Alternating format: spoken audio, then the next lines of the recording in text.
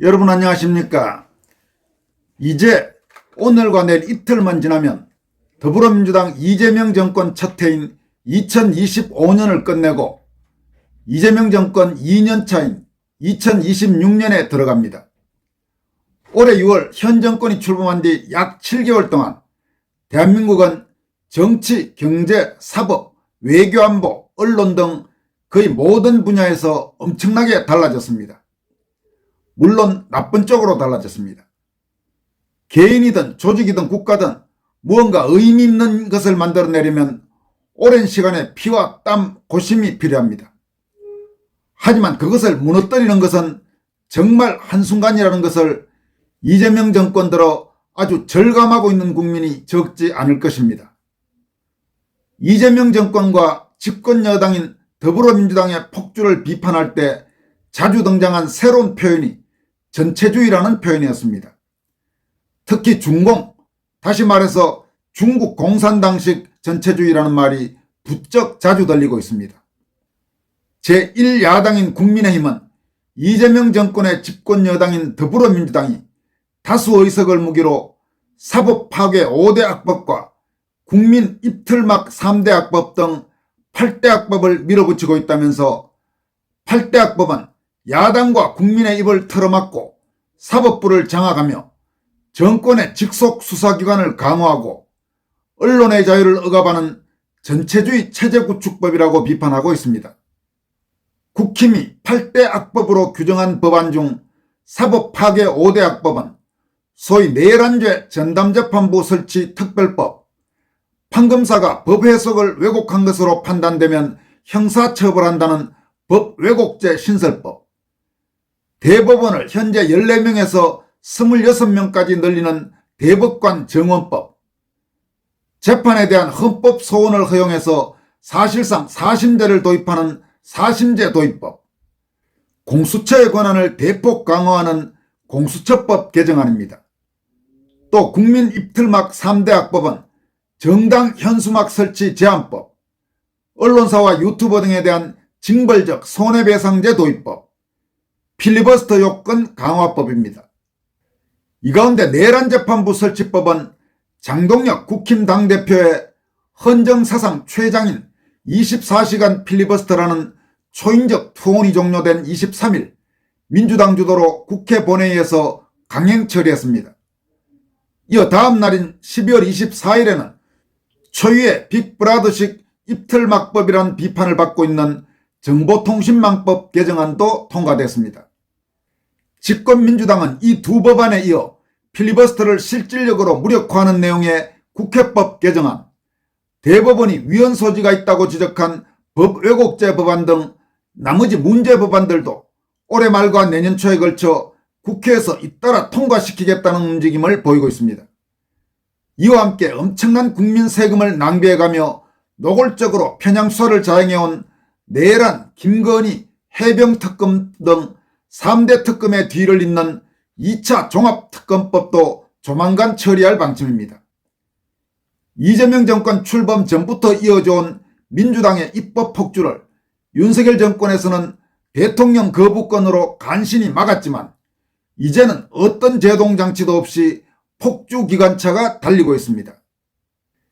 인천대 교수와 명지대 교수 그리고 국회의원을 지낸 조전혁 광운대 석좌 교수는 이재명 정권과 민주당의 행태를 보고 있자니 기가 막힌다. 이 자들이 정권을 잡자마자 행하는 모든 일들이 포퓰리즘이요, 과거 전체주의 정권들이 행했던 언어조작 정치기구 설치나 입법들이다라고 질타했습니다. 그는 또 소위 헌법 존중 정부혁신 TF와 관련해서는 그냥 블랙리스트 TF, 비협조 공무원 찍어내기 TF라고 해라. 공무원 휴대전화를 제멋대로 들여다보는 게 헌법 존중이냐. 이걸 보면 조지 오웰의 소설 1984의 전체주의 국가 오세아니아의 사랑부 미니스터리 오브 러브가 떠오른다라고 직격탄을 날렸습니다. 해외에서도 우려의 목소리가 커지고 있습니다. 미국 언론 매체 중 뉴욕타임스와 함께 미 공화당보다 민주당에 더 가까운 좌파 성향 논조를 가진 것으로 평가되는 워싱턴 포스트조차 11월 14일자 사설을 통해 이재명 정권의 표현 규제 움직임을 강력히 비판했습니다. 워싱턴 포스트 사설은 이재명 정권과 한국의 집권 여당이 추진하는 소위 혐오 표현 처벌 및 허위 조작 정보 규제 법안에 대해 자유사회의 위험 신호라고 지적하면서 어떤 자유로운 국민도 한국 대통령 이재명이 한국을 이끌고자 하는 오헬적 길을 따라가서는 안 된다고 강조했습니다. 오헬적 길이란 감시와 통제를 기반으로 하는 전체주의적 체제를 뜻합니다. 이재명 정권과 민주당을 향한 전체주의 비판은 정통 우파 진영뿐 아니라 과거 김대중 정권과 인연이 깊었던 호남 출신의 일부 정치권 인사들로부터도 나오고 있습니다. 김대중이 각별히 아꼈던 신문기자 출신으로 동아일보 도쿄특파원과 논설위원을 거쳐 김대중 정권에서 정치권에 입문해 5선 국회의원과 전남지사, 문재인 정권의 국무총리를 지냈던 전남 영광 출신의 이낙연 전 총리는 11월 19일 언론 인터뷰를 통해 75만 공무원 휴대전화 검열 계획에 대해 이렇게 경고했습니다. 공적 영역과 사적 영역의 경계가 사라지는 것이 전체주의인데 지금 우리 사회 전체주의의 망령이 어른거린다. 공적 이유를 내세워 개인의 휴대전화와 컴퓨터를 들여다보는 것은 공산국가의 주민통제 수단이었다. 공직사회의 연대의식을 깨뜨리고 동료 간 불신과 고발 풍조를 조성하는 것은 망국적인 세태다.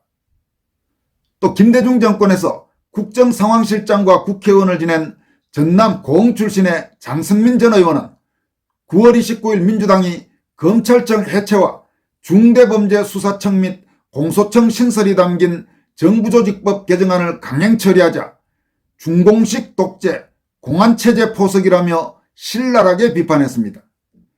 장승민 전 의원은 친중 이재명 정권이 들어서자 법치와 상권 분립 민주주의가 무너지고 있다. 검찰청이 해체되고 그 자리엔 중수청과 공소청이 들어선다. 이름하여 중공청이 도입된다. 자유민주적 사법체계가 무너지고 중공식 공산독재 유사체계가 들어선다. 대한민국의 자유시민들이 이제 전체주의 국가인 중공식 감시체계로 통제받고 감시당하는가라고 물었습니다.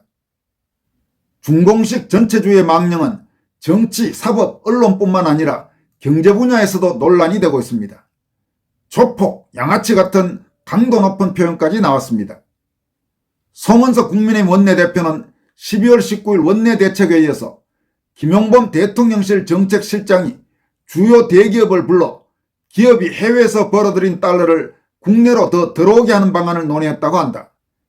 사실상 기업이 정상적으로 정당하게 누려야 할 환차익을 포기하고 보유 달러를 시장에 내놓으라고 압박한 것이나 다름없다. 기업의 알토란 같은 달러 자산을 내놓으라니 정부가 무슨 조폭이냐라고 질타했습니다. 김은혜 원내정책 수석 부대표는 중국도 위안화 약세 국면에서 기업들의 달러 매도 보유 현황을 보고받고 달러 거래를 통제했다.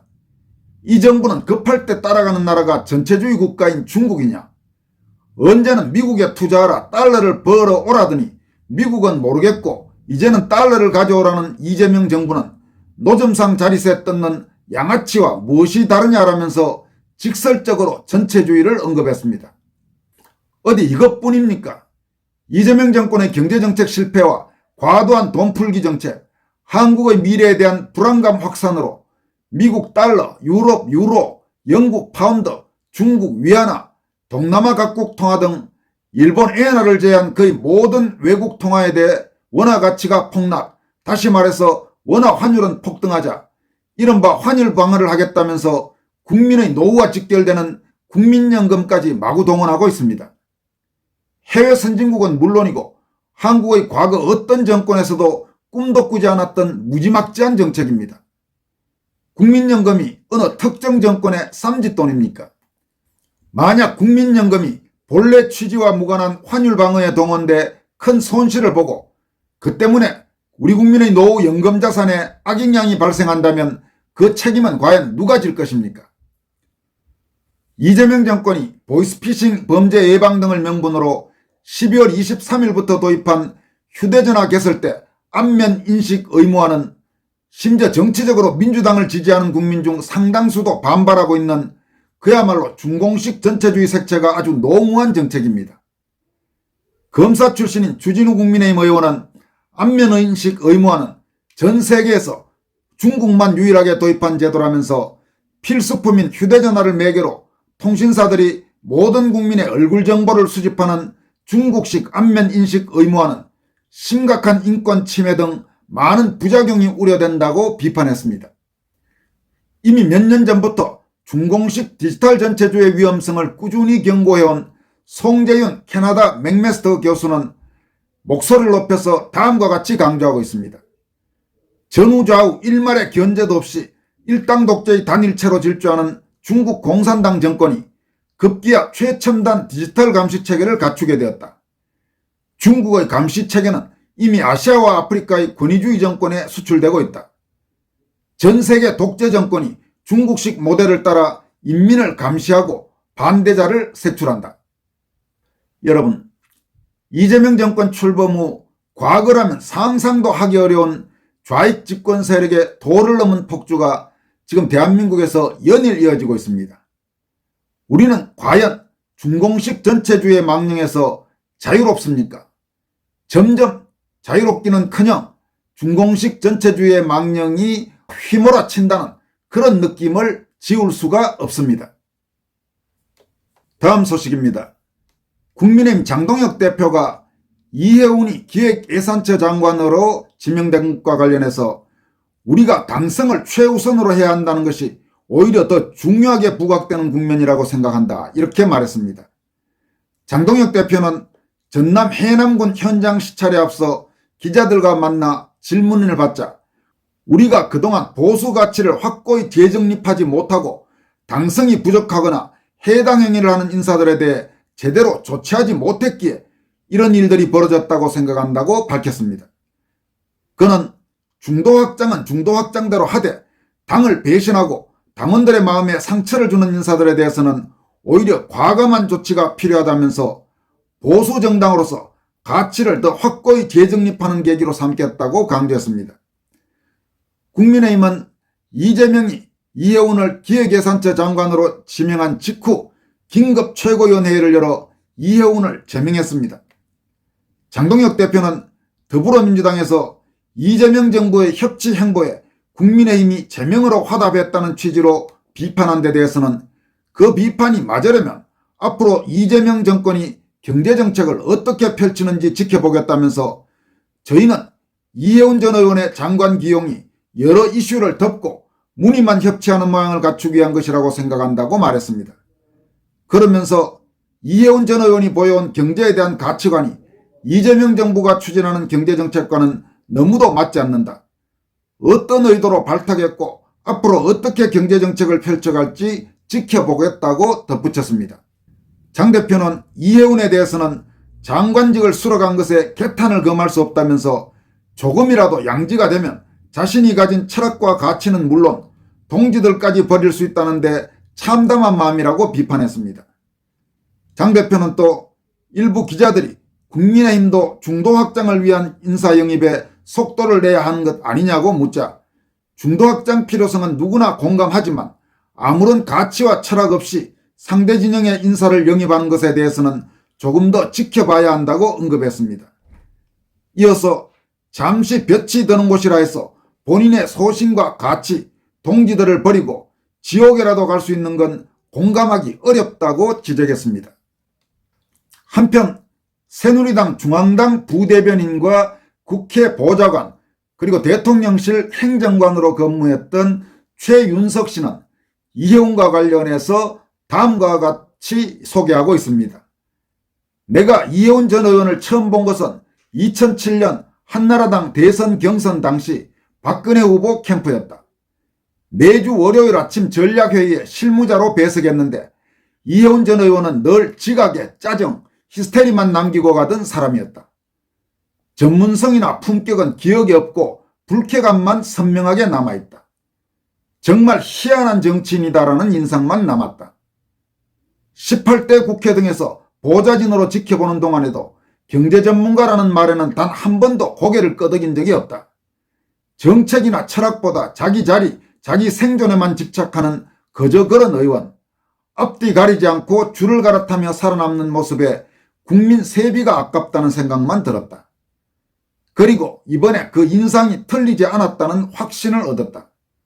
철학이 맞든 말든 자리를 준다면 덥석 받아무는 정치인, 재정건전성을 입에 달고 살며 이재명 대통령의 퍼주기를 그토록 비판하던 경제 전문가라면 제안이 와도 거절하는 것이 최소한의 양심일 것이다.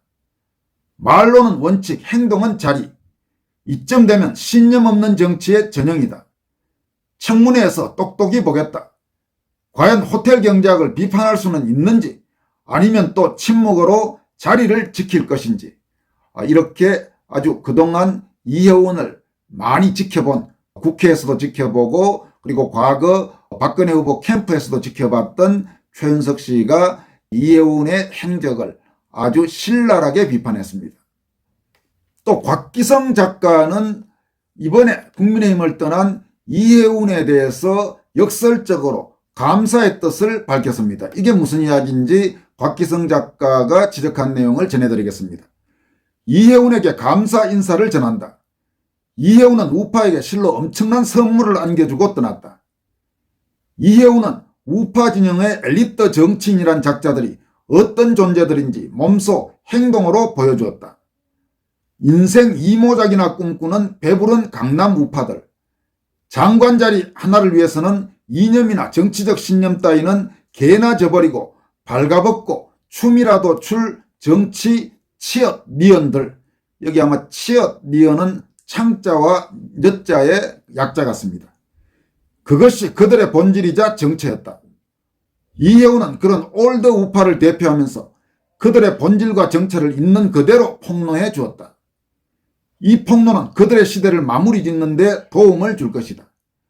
올드 미디어 조중동과 더불어 보신주의 엘리트 우파의 시대도 이제 저물고 있다. 우파가 우파로서 자기 정체성을 세우고 대중 중심, 당원 중심의 우파로 거듭나는데 이혜훈은 혁혁한 공을 세운 셈이다. 거듭 감사의 인사를 전한다. 세세, 이렇게 곽기성 작가가 아주 신랄하게, 그렇지만은 우회적으로, 또 어떻게 보면 반어법적으로 이혜훈의 행보를 비판했습니다. 장동혁 대표가 밝힌 내용도 그렇고 곽기성 작가가 밝힌 내용도 그렇지만 이번 이 이혜훈 사태는 역설적으로 국민의힘 안에서 배신자들을 척결하는 데 상당히 도움이 될 수도 있어 보입니다. 지금까지 권순할TV였습니다. 여러분 고맙습니다.